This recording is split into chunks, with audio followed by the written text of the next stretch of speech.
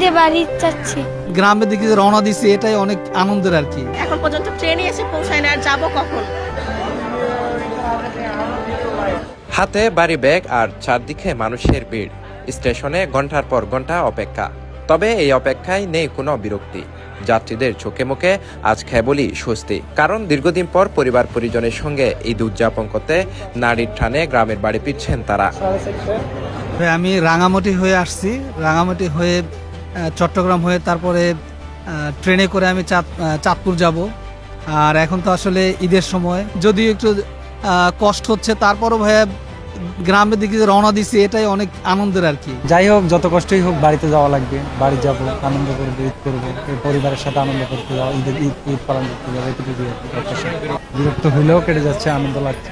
সোমবার 16 মার্চ বিকেলে চট্টগ্রাম রেল স্টেশনে দেখা গেছে এমনই প্রাণ চাঞ্চল্যপূর্ণ দৃশ্য। প্ল্যাটফর্ম জুড়ে যাত্রীদের ভিড়, কারো হাতে ব্যাগ, কারো খান্দে লাগেজ, সবাই যেন দ্রুত প্রিয়জনের কাছে পৌঁছাতেই উদ্গ্রীব। প্রথমবারের মতো ঈদ করার জন্য আমার শ্বশুর বাড়িতে যাচ্ছি আর কি, বাট ট্রেন 5:15 ট্রেন এখনো টাইম মতো এসে পৌঁছায় নাই। এটাই আর কি একটা ভোগান্তি যাত্রীদের জন্য, সঠিক টাইমে ট্রেন না পৌঁছানোটা একটা ভোগান্তির মতোই। যাত্রা যাচ্ছি বরিশাল, অন্য সময় তো আমরা বাইরে যাচ্ছি, আমরা হয়তো ছুটি পাইলে আমরা ওরকম জায়গায় ঈদের সময় তো একটু আনন্দের জন্য, বাপ মা আছে, ভাই ব্রাদার আছে, সবার সাথে একটু আনন্দ ফ্যামিলির জন্য, মজা করার জন্য একটু যাচ্ছি।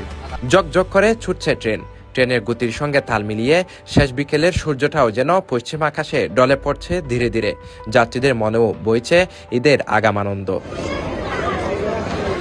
সোমবার ক্যালেন্ডারের পাতায় ছিল ঈদের আগের শেষ কর্মদিবস, তাই অফিসের হাজিরা দিয়েই অনেকে ব্যাগ গুছিয়ে সরাসরি ছুটে এসেছেন স্টেশনে প্রিয়জনের সঙ্গে ঈদের আনন্দ ভাগাভাগি করতে।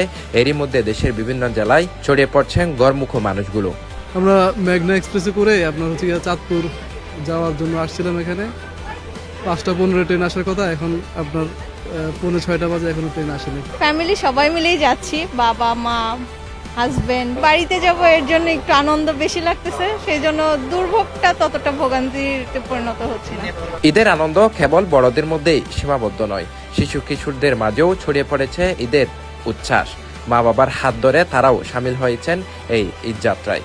নতুন পোশাক আর গ্রামের বাড়িতে ঘুরে বেড়ানোর আনন্দের কথা ভেবেই তাদের চোখে মুখে ফুটে উঠেছে অফুরন্ত হাসি। ঈদে বাড়ি যাচ্ছি, বরিশাল জর্জেট একটা জামা নিচ্ছি, মজা করবো। চাঁদপুর বেড়াতে যাচ্ছি। ঈদে যাচ্ছে? হ্যাঁ, ঈদে ছুটিতে যাচ্ছি। ঈদে কে কে আসে? বাড়ির কাকার সাথে ঈদ করবে? নানুর সাথে।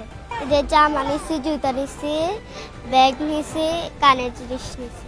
রেলওয়ে সূত্রে জানা গেছে এবারের ঈদ যাত্রাকে নির্বিঘ্ন করতে গত 3 মার্চ থেকে 9 মার্চ পর্যন্ত অগ্রিম টিকিট বিক্রি শুরু হয়েছে। ভোগান্তি কমাতে এবার শতভাগ টিকিটই বিক্রি হয়েছে অনলাইনে। গত 13 মার্চ থেকে শুরু হয়েছে অগ্রিম টিকিটধারী যাত্রীদের পরিবহন। প্রসঙ্গত, আগামীকাল মঙ্গলবার থেকেই শুরু হচ্ছে টানা 7 দিনের সরকারি ছুটি।